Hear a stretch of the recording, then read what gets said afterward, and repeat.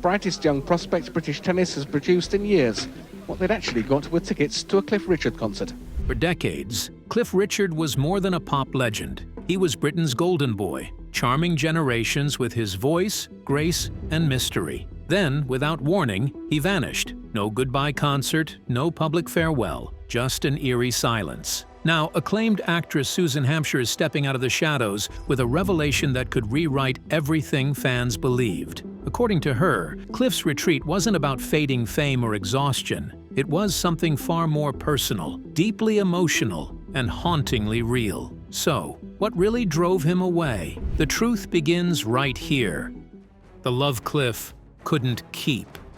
Beyond the sold-out concerts, hit singles, and glittering television appearances, Cliff Richard's personal life carried a melody of its own, one filled with longing, heartbreak, and silent devotion. One moment, in 1971, would shape that quiet story forever. While hosting his BBC TV show, It's Cliff Richard, he introduced a young Australian singer to the British audience. Her name was Olivia Newton-John.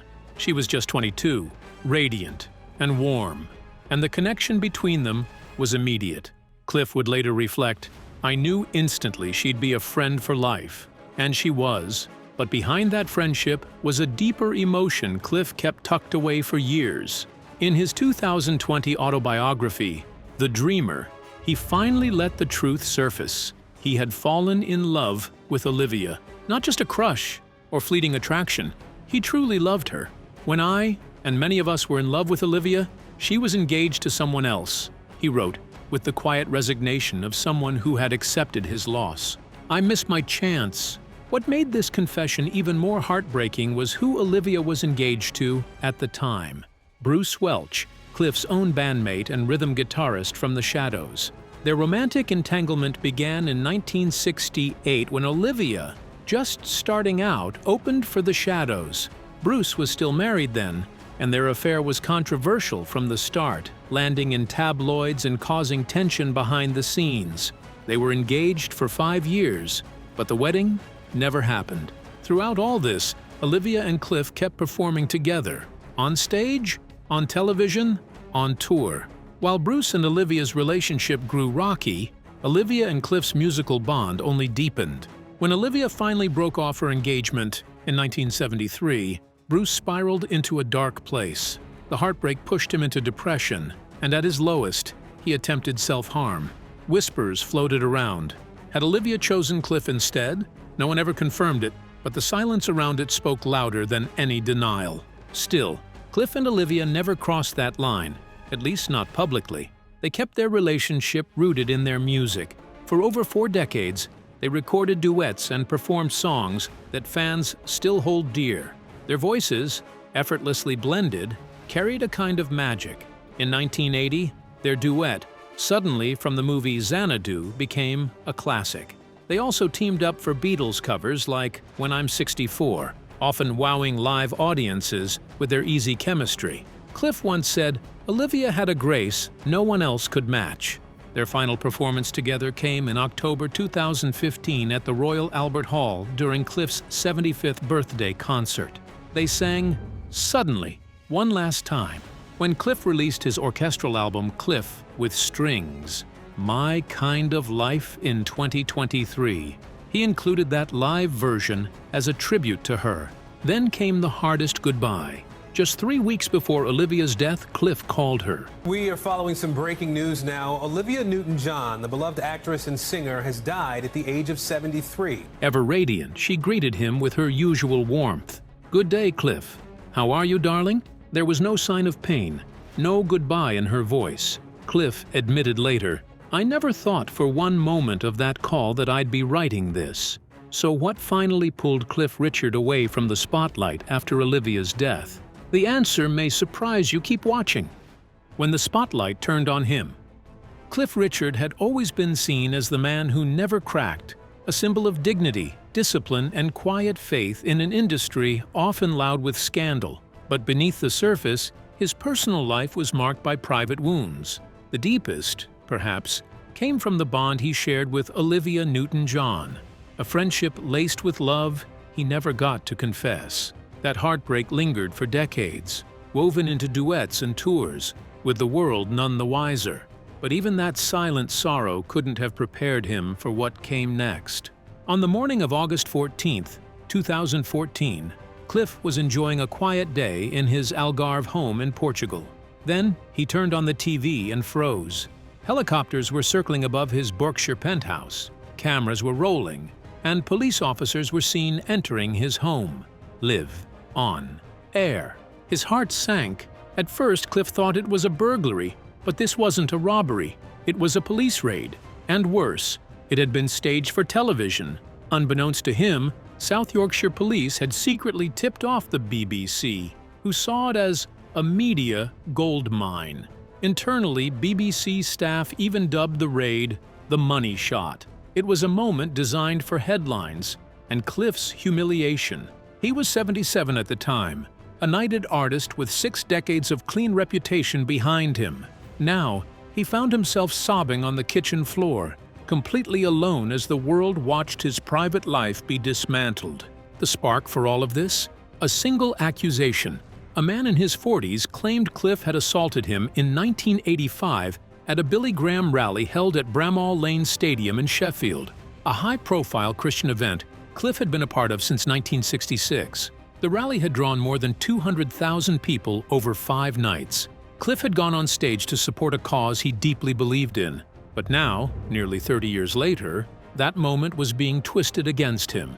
There was just one problem. The room where the man claimed the assault happened didn't even exist in 1985. Even the storage location for the supposed sports equipment he described was completely wrong. To make matters worse, key police officers who had been with Cliff the entire time that night weren't even interviewed. Their testimonies, which could have ended the case in days, were ignored. Instead, the investigation dragged on for 22 long months. No charges, no apology, just endless headlines and global coverage. At one point, Cliff stood in court, visibly shaking as he read out the list of countries where footage of his private home had been broadcast. The stress was unbearable. He developed shingles. He lost weight. He collapsed from exhaustion. He said his home felt contaminated, as if the air itself had been poisoned. And it didn't stop there. Right after the raid aired, a man tried to blackmail him, demanding money in exchange for silence. He was arrested, but bizarrely, his abuse claim was still taken seriously by investigators. Cliff felt like he was drowning in a nightmare, with no end in sight. Let's rewind a bit. How did a boy from colonial India become Britain's first rock star? Stay tuned to find out. From India to icon. The birth of Cliff Richard. Long before the bright lights and screaming fans, Cliff Richard was simply Harry Roger Webb, a boy born into the chaos of a crumbling empire.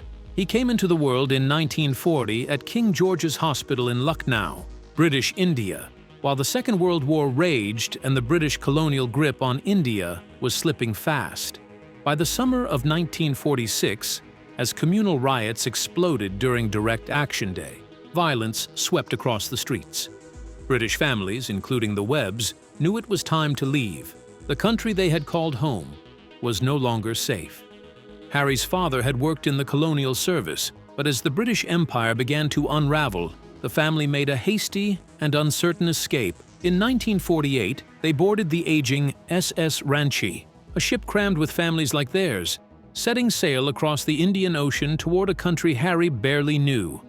The voyage was long and uncomfortable. For 3 weeks, they watched the shoreline of India disappear behind them, trading the familiar heat and colors of the East for the grey skies of post-war England.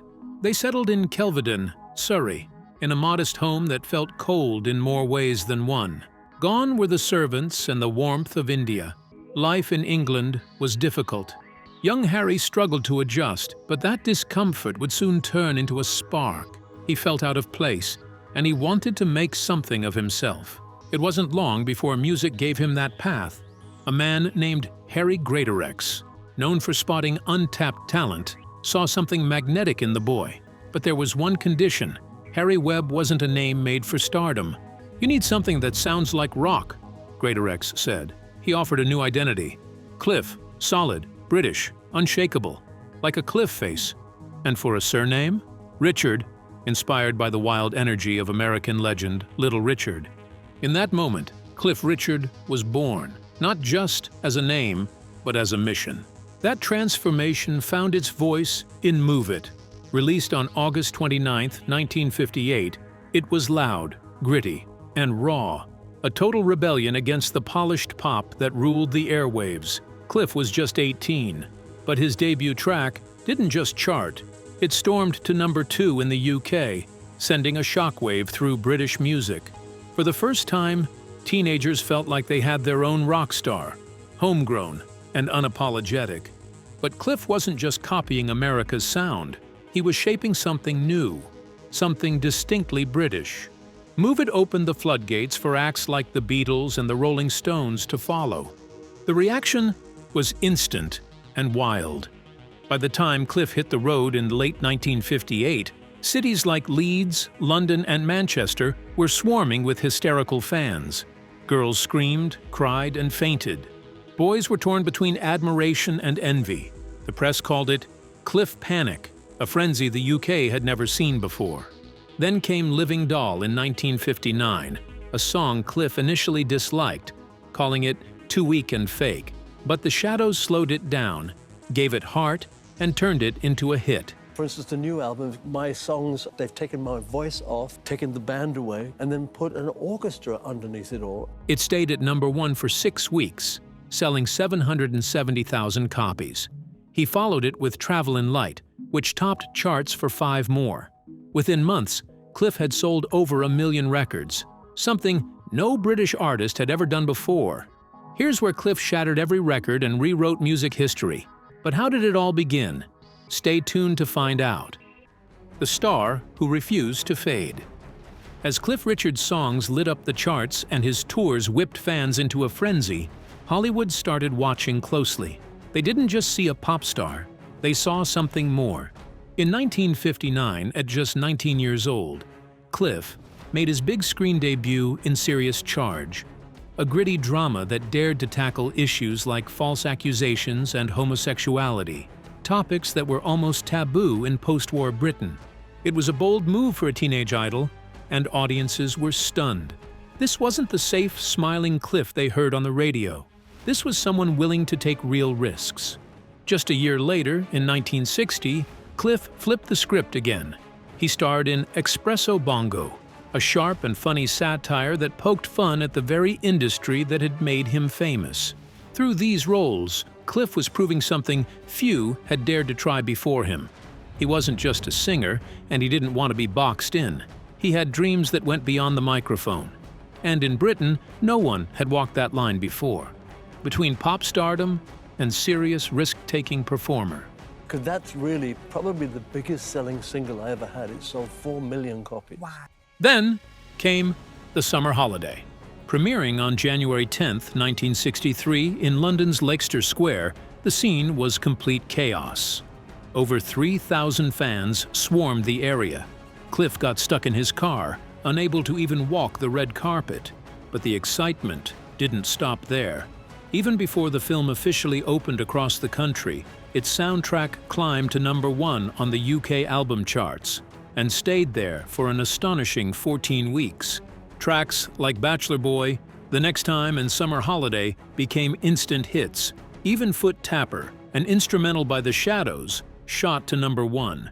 The movie became the second highest grossing British film of the year, just behind From Russia with Love. That same year, Cliff was crowned the UK's favorite movie star. But the tides were changing. In 1963, the Beatles exploded onto the scene, rewriting the rules of fame. Most people thought Cliff's time was up, but instead of fading, he fought back and won. In 1964, at the height of Beatlemania, Cliff didn't just hold his own, he outpaced them. While the Beatles had 5 top 10 hits that year, Cliff scored 6. Songs like I Could Easily Fall in Love with You and On the Beach kept him front and center. Even as Beatlemania swept America, Cliff stayed grounded in Britain, sticking to his style while the world changed around him. That summer, cinemas saw a clash of titans. The Beatles released A Hard Day's Night. Cliff's Summer Holiday was still going strong, Both films broke records, but British fans knew who came first. Even Paul McCartney acknowledged it. Before the Beatles, there was Cliff. And John Lennon admitted there wasn't any real rock music in England until Move It shook the scene. Then came 1965. In a global poll run by New Musical Express, readers voted Cliff the best male singer in the world. He beat John Lennon. He beat Paul McCartney. He even beat Elvis Presley, all during the year the Beatles released Help and Rubber Soul. And just when the world thought they had Cliff Richard figured out, he did something no one expected. In June 1966, under the glowing lights of Earl's Court, he didn't come out to perform a song. He came to stand beside Billy Graham, the famed American evangelist, and publicly declare his Christian faith. It was the result of a quiet 2-year spiritual journey that had reshaped his life. To fans who had worshipped him as the clean-cut British Elvis, it was a seismic shift. Some wept, others stood silent. But Cliff wasn't chasing applause, he was chasing purpose. And once again, he wasn't following the rules of fame, he was rewriting them. So how did a teen idol become a man who rewrote the rules of fame and faith? Stay tuned to find out. The reinvention of Cliff Richard. By the mid-1970s, the sparkle that once followed Cliff Richard had begun to dim. The man who once dominated the charts hadn't placed a single song in the UK Top 40 throughout 1975. For the first time since his teenage years, Cliff was completely absent from the rankings. Rumors swirled. Had Britain's golden boy finally faded for good? Darling, we're the young one. Had the world outgrown him? Then came Devil Woman. Released in April 1976, the song took everyone by surprise. It was dark, mysterious, and unlike anything Cliff had ever done. It told a strange tale about a fortune teller, a cursed charm, and a black cat, and it came wrapped in gritty guitar riffs and eerie vocals. It was bold, it was risky, and it worked. Devil Woman reached number 9 in the UK and soared even higher in the US, landing at number 6 on the Billboard Hot 100. It was Cliff's first major American hit, and it sold over 2 million copies. The message was clear. Cliff Richard wasn't finished. He was just getting started. Again. What made his comeback even more remarkable was who stood beside him. Rock royalty, Elton John, Eric Clapton, Jimmy Page, were seen wearing I'm Nearly Famous badges, backing Cliff's 1976 album of the same name. Critics, once dismissive, now praised his work. One even claimed Cliff's latest tracks rivaled Marvin Gaye's best. And he didn't stop. In 1987, Cliff released Always Guaranteed, a return to original music after 25 years of mixed projects. At a time when bubblegum pop and synthesizers ruled the charts, Cliff went in a different direction. Partnering again with producer Alan Tarney, he created something timeless. The album reached number 5 in the UK and stayed on the charts for 24 weeks. It sold over 1.3 million copies. Singles like Some People Alone sold 250,000 copies and went silver. Then came Mistletoe and Wine. Released in December 1988, this gentle Christmas ballad debuted at number 7, then climbed to number 1 within a week. It held that spot for a month, outselling pop giants like Kylie Minogue and Phil Collins.